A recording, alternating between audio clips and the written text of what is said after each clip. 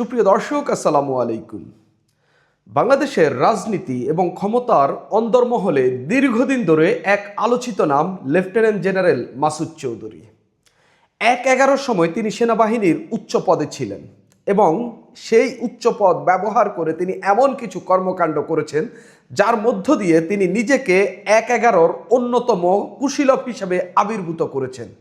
১/১১-র যতজনকে নিয়ে আলোচনা হয় সবচেয়ে বেশি ভূমিকা রাখা পদ্মার অন্তরালে থেকে সেই ব্যক্তিটি সম্ভবত এই মাসুদ চৌধুরী।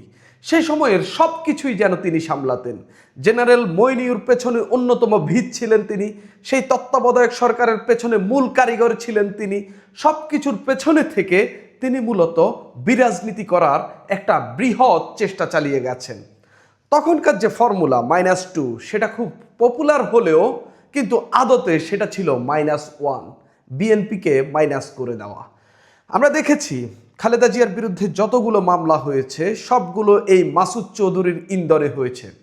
তারেক রহমানের বিরুদ্ধে মামলা এবং তাকে রিমান্ডে নিয়ে নির্যাতন এবং কোমর ভেঙে দেওয়া সব কিছুই এই মাসুদ চৌধুরীর ইন্ধনে হয়েছিল।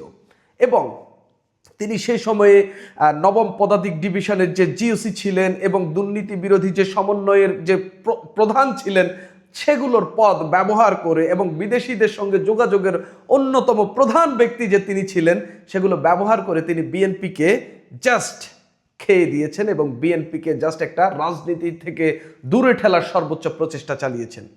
১/১১-র পরে আওয়ামী লীগ ক্ষমতায় এসেছে। কতদিন ক্ষমতায় ছিল আমরা দেখেছি এবং এই সময়ে বিএনপি কতটা নির্যাতনিত হয়েছে সেটাও আমরা দেখেছি। এই সব কিছুর পেছনে অন্যতম প্রধান কারিগর হিসাবে এই লেফটেন্যান্ট জেনারেল মাসুদ চৌধুরীকে চিহ্নিত করা হয়ে থাকে। হঠাৎ এই মাসুদ চৌধুরী গ্রেপ্তার হয়েছেন এবং তার গ্রেপ্তার কি বার্তা দিচ্ছে? এর মধ্য দিয়ে ১/১১-র আরও যারা কুশীলব রয়েছেন, জেনারেল মইনু আহমেদ, সে সময়কার তত্ত্বাবধায়ক সরকারের প্রধান ফখরুদ্দিন, তারপর আরও যারা রাজনীতি এবং রাজনীতির অঙ্গনের বাইরে সরকারি আমলা কর্মকর্তা, তারা কারা কারা ধরা পড়তে যাচ্ছেন এই ঘটনার মধ্য দিয়ে। মাসুদ চৌধুরী যেহেতু গ্রেপ্তার হয়েছেন, তাকে রিমান্ডে নেওয়া হবে, তাকে জিজ্ঞাসাবাদ করা হবে এবং সরকারের ইন্টেনশনটা কি সেটাও একজন পুলিশ কর্মকর্তার বক্তব্যে আমি স্পষ্ট হয়েছি। এই মাসুদ চৌধুরীর গ্রেপ্তারের মধ্য দিয়ে আসলে সরকার কি চাচ্ছে এবং আসলে সরকার এই ১/১১-র ঘটনার বিচারই করতে চাচ্ছে সেসব নিয়েই আমি কথা বলবো। আগে আমরা একটু মাসুদ চৌধুরীর বিষয়ে একটু জেনে নিই। মাসুদ চৌধুরী এমপিও হয়েছিলেন এবং ১/১১ সরকারের পর যে আওয়ামী লীগ সরকার ক্ষমতায় এসেছিল এরপর আমরা দেখেছি তিনি অস্ট্রেলিয়াতে রাষ্ট্রদূত হয়েছেন। অস্ট্রেলিয়া খুবই গুরুত্বপূর্ণ এবং স্ট্র্যাটেজিক একটা কান্ট্রি বাংলাদেশের জন্য। সেই দেশের রাষ্ট্রদূত হওয়া খুবই গৌরবের এবং মাসুদ চৌধুরীকে কিন্তু সেখানেও পদায়ন করা হয়েছে। সেই মাসুদ চৌধুরী ১/১১-র সময় তখনকার তিনি নবম পদাতিক ডিভিশনের জিওসি ছিলেন, পরবর্তীতে অস্ট্রেলিয়ার হাই কমিশনার হয়েছিলেন, সেটা আমরা জানি। ২০১৮ সালের নির্বাচনে ভারতের জাতীয় নিরাপত্তা উপদেষ্টা অজিত কুমার দোভালের বিশেষ আগ্রহেতে ফেনী ৩ আসন থেকে তিনি জাতীয় পার্টির মনোনয়নে সংসদ সদস্য নির্বাচিত হয়েছিলেন।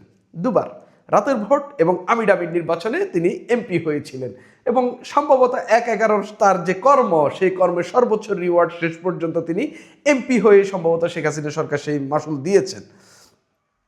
২০০৮ সালের ৪ নভেম্বর তিনি হাই কমিশনার হিসেবে দায়িত্ব গ্রহণ করেন, অস্ট্রেলিয়াতে যান। ২০১১ সালের ২৯ জুন তার চাকরির মেয়াদ শেষ হলে পরবর্তীতে তার মেয়াদ বাড়ানো হয় এবং ২০১৪ সাল পর্যন্ত তিনি অস্ট্রেলিয়ায় বাংলাদেশের হাই কমিশনার হিসেবে দায়িত্ব পালন করেন। অর্থাৎ তৎকালীন সময়ের সেই নিয়োগ পরবর্তীতে আওয়ামী লীগ সরকার তাকে বাড়িয়েছে যাতে তাকে সেই সময়ে দেশে আসতে না হয় এবং প্রশ্নের মুখে না পড়তে হয় এবং তিনি অস্ট্রেলিয়াতেই ছিলেন। তার নাম ঘিরে ব্যাপক বিতর্ক রয়েছে। আমি যদি বলি ১/১১-র সময় দুর্নীতি দমন সংক্রান্ত যে জাতীয় সমন্বয় কমিটির হয়েছিল সেই কমিটির তিনি প্রধান ছিলেন এবং বিভিন্ন প্রভাবশালী মহলের সঙ্গে ঘনিষ্ঠ ছিলেন, যোগাযোগ ছিল তার, বিদেশিদের সঙ্গে তার যোগাযোগ ছিল। আপনারা বলতে পারেন ১/১১-র সময় তো আওয়ামী লীগের উপরে নির্যাতন হয়েছে। আওয়ামী লীগের উপর নির্যাতন হলেও প্রথমে ২ দলকে জেলে ভরিয়ে একটা দলের সঙ্গে তো এই ১/১১ সরকারের সেটেলমেন্ট করতেই হতো। সেই সেটেলমেন্টটা হয়েছে আওয়ামী লীগের সঙ্গে।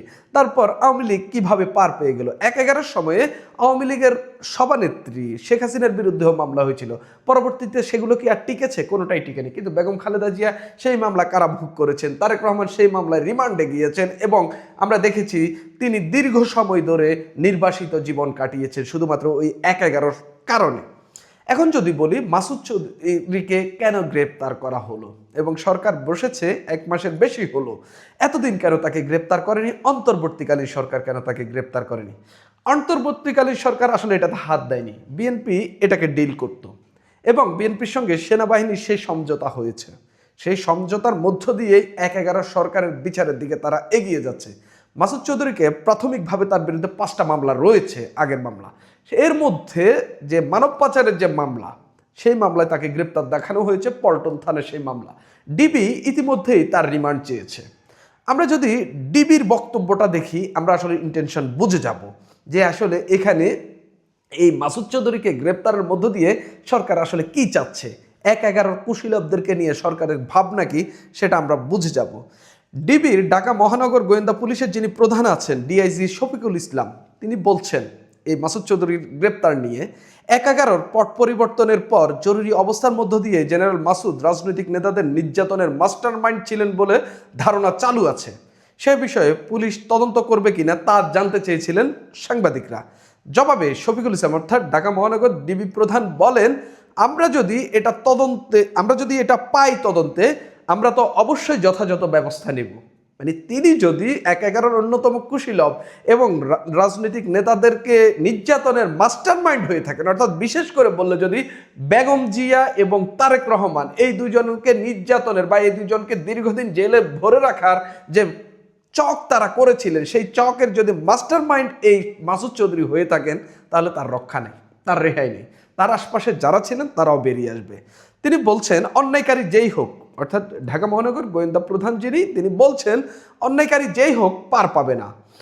তিনি বলেন এরকম যদি কোনো বিষয় আসে বা এরকম যদি কেউ থাকে যে ক্ষতিগ্রস্ত হয়েছে, সেক্ষেত্রে ক্ষতিগ্রস্ত বা যে কারো অধিকার আছে আইনের আশ্রয় নেওয়ার, এখনও যদি নেয় আমরা তাকে ওয়েলকাম জানাবো। অর্থাৎ কেউ যদি এখন তার বিরুদ্ধে ওই নির্যাতনের ঘটনায় মামলা করে এবং এটা নিয়ে পুলিশ তদন্ত চালাবে এবং মাসুদ চৌধুরী এটাতে নিশ্চিতভাবে ফেঁসে যাবে। সে 1/11 অন্যতম কুশীলব, একদম পর্দার আড়ালের অন্যতম ক্ষমতাশালী ব্যক্তি, যে পেছন থেকে অনেক কলকাঠি নেড়েছিল। তিনি বলেন, এই ডিবি প্রধান বলেন, যে মামলা তদন্ত ভার তাদের হাতে থাকে সেই মামলার বিষয় তারা বিবেচনায় নিয়ে থাকেন। এই গণতান্ত্রিক ধারা অব্যাহত রাখতে, ন্যায় বিচার নিশ্চিত করতে তারা এই কাজগুলো করবেন এবং তাদের এই বিষয়ে চেষ্টা অব্যাহত থাকে। এখন প্রশ্ন হইল, মাসুদ চৌধুরীর বিরুদ্ধে বিএনপির কেউ কি মামলা করবেন কিনা? অবশ্যই করবেন। আমি একেবারে গ্যারান্টি দিয়ে বলতে পারি মাসুদ চৌধুরীর বিরুদ্ধে 1/11 সময়কার ঘটনার জন্য মামলা হবে। সেগুলোর জন্য তিনি তদন্তের মুখোমুখি হবেন এবং তদন্ত করলে অনেক রাঘব বোয়াল ফেঁসে যাবেন, অনেকের নাম আসবে।